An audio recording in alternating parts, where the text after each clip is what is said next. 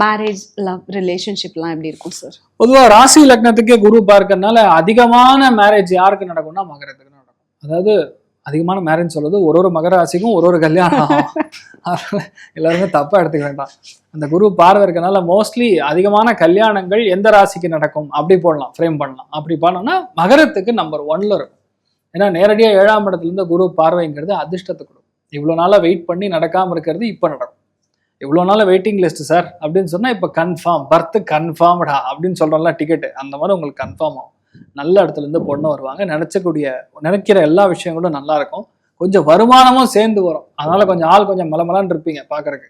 போட்டி தேர்வுகள் எந்த அளவுக்கு சாதகமாக இருக்கும் சார்? இன்னொன்றுமா நம்ம எதிர்பார்க்கறதோட லக்கு ஃபேவர் பண்ணும்போது டக்குன்னு சில விஷயங்கள் நடந்துடும். அந்த மாதிரி இவங்களுக்கு மகரத்தில் இருக்கிறவங்களுக்கு கண்டிப்பாக சென்ட்ரல் கவர்மெண்ட் ஜாப் கிடைக்கும், சென்ட்ரல் கவர்மெண்ட் யூனிவர்சிட்டிஸ் கிடைக்கும். அதே மாதிரி கண்டிப்பாக மெடிசன், இன்ஜினியரிங் இதெல்லாம் சாதாரணமாக பண்ணுவாங்க.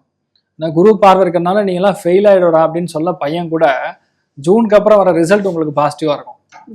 கண்டிப்பாக ஃபர்ஸ்ட் எத்தனை பேர் கீழே கமெண்ட் பண்ணுவீங்கன்னு பாருங்க. நான் சொல்றது இன்னைக்கு நம்பிக்கை இல்லாமல் இருக்கலாம், இந்த டேட்ல ரிலீஸ் பண்ற டேட்ல உங்களுக்கு நம்பிக்கை இல்லாமல் இருக்கணும். ஜூன் 2க்கு அப்புறம் உங்களுக்கு ரிசல்ட் வருதுன்னா உறுதியா சொல்றேன் நீங்க பாஸ், உறுதியா சொல்றேன் உங்களுக்கு கவர்மெண்ட் சீட்டு ஷோரா கிடைக்கும், தைரியமா இருக்கலாம்.